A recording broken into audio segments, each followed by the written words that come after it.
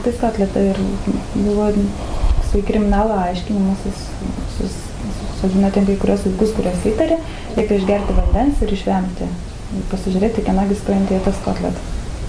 Ir visi geria to vandenį? Kurie buvo įtariami, tai ir geria. O kas liepia šitą daryti? Kuprienė. Jinai pati? Taip, arba kuprys. Čia du žmonės. Liudijimai apie šaltį. Prisimint, pas mus viduje varvekliai buvo.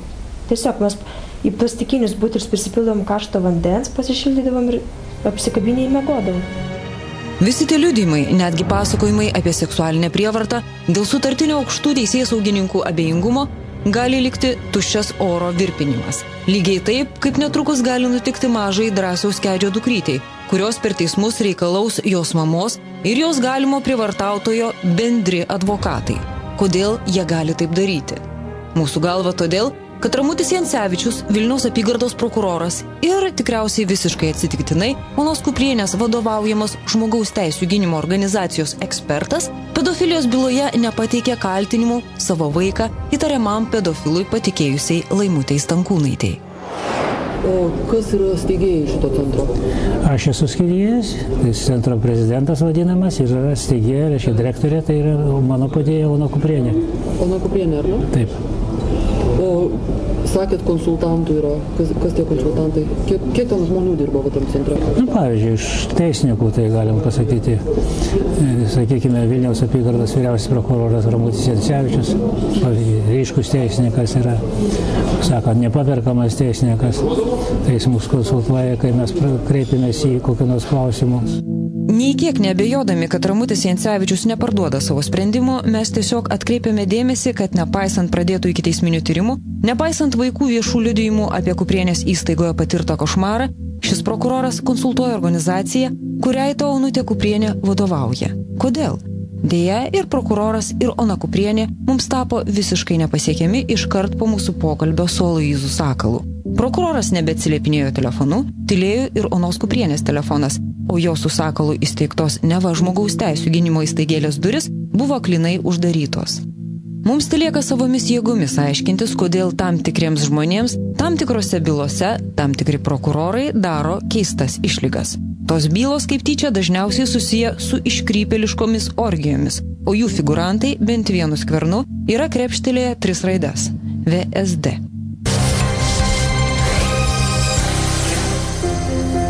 Skandalingosios pedofilijos bylos įtariamasis Andrius Ūsas, kuris užuot lauktų teisingumo daboklėje, yra saugomas pagal liudininko apsaugos programą. Vienas iš tų, kurie atsako už Ūso bylą kaip tyčia, yra tas pats prokuroras Jancevičius. Mūsų žiniomis yra planuojama nuimti nuo Ūso pedofilijos dėmę, paskelbiant išvadą, jog dėl visko kaltas pavyduolis Drąsius Kedys, kuris esą išsigalvojo pedofiliją keršydamas Ūsui už jo meilę Laimutei.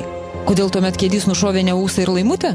Todėl, kad taip reikia. Kodėl taip reikia? Gal todėl, kad Ūsas nepasakotų daugiau? Darius Kolys tiesiog primena, kas yra tas Ūsas.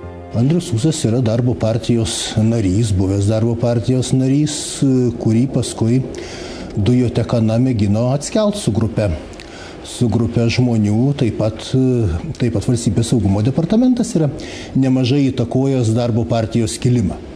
Tai iš esmės, tam tikros politinės figūros, kurios buvo stumdomos ir mūsų specialiųjų tarnybų.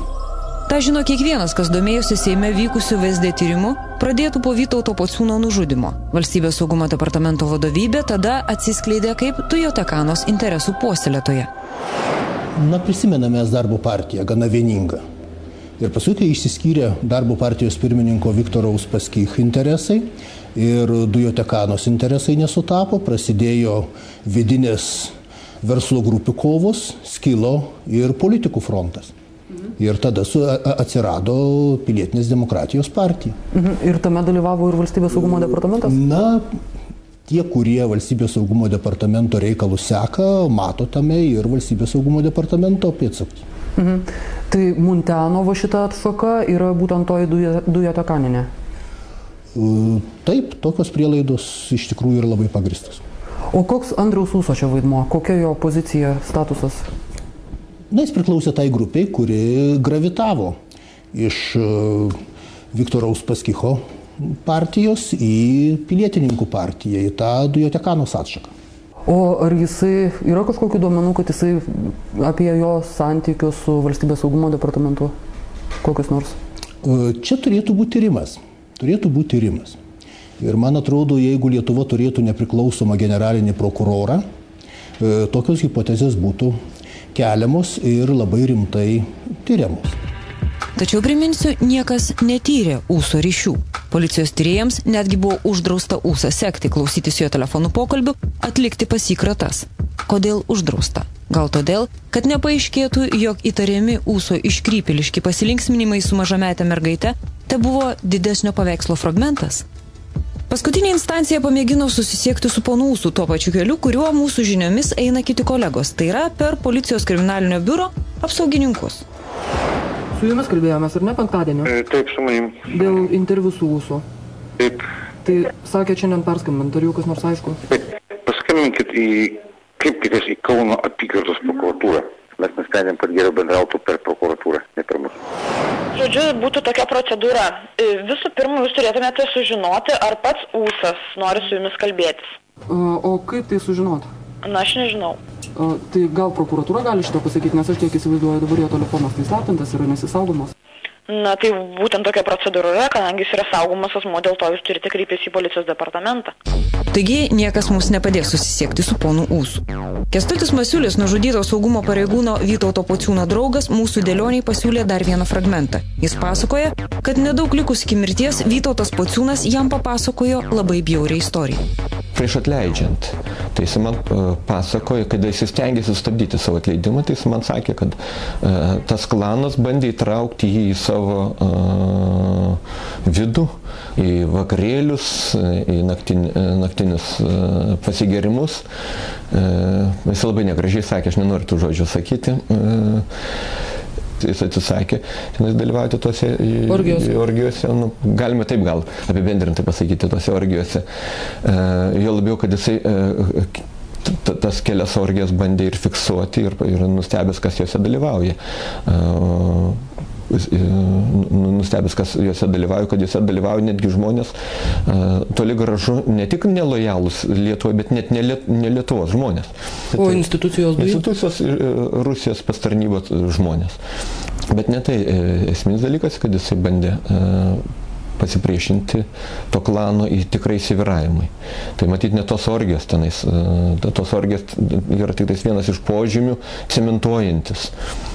Kada tu kartu kažką tai greta leistina, jau beveik už leisinumo ribų padarai, tai tas kompromituojantis toksai tave poelgis, jisai pririša prie visų kitų. Taip, paliudė, kad tu esi saviškis. Šitas netikėtas Kęstučio Masiulio liudijimas paskutinė instancija paskatino suformuluoti dar vieną versiją, kuri galėtų paaiškinti, kodėl ne tik įtariamo pedofilo Ūso, bet dar ir daugelis kitų slaptas orgijas su vaikais fiksavusių bylų likdavo be konteksto, tarkime, neišaiškinus teisiamų arba įtariamų pedofilų klientūros. Ar nebus taip, kad mūsų slaptosios tarnybos informaciją apie aukštų veikėjų iškrypėliškus nuotykius naudoja kaip kompromituojančią medžiagą, kuri pareigūną ar politiką paverčia marionetę? Masiulis mano, kad informacijos apie tokius dalykus yra slaptosiuose pažymose, kurių saugumiečiai jau daugiau nei metus nepateikė Seimui.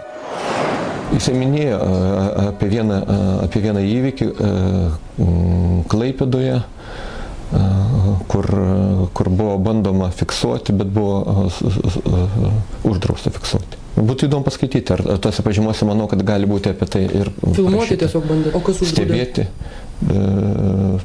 tuometiniai VSD vadovai jo liudijimą. Ir jisai tada neužilgo ir neteko pareigų. Tai jisai tada šiek tiek praskleidė tą VSD vadovybės supuvimą ir bendradarbiavimą su tam tikrų klanu. Tikėtina, kad tai, apie ką kalbėjo Pociūnas, vyko už šitų vartų. Tai vadinamasis fazanynas. Pranciškaus Jurgučio, kuris įtariamas Klaipėdos uosto vadovo papirkimu ir grasinimu jį nužudyti, valdos. Čia esą vykdavusios tos Pociūno minėtos orgijos. Aurimas Drižius yra žurnalistas, kurį VSD buvo 2 parom užsidariusi pas save, kad išgautų, ką jis apie tai žino. grėbė tas visas vaizdaitės, kurios buvo čia spintai, galėjo visas išsinešė, tarkim, jie turbūt iškavo ką nors tokio labiau skandalingo, negu ten tas tie pokalbiai, tarkim. Vaizdaitės tas išsinešė?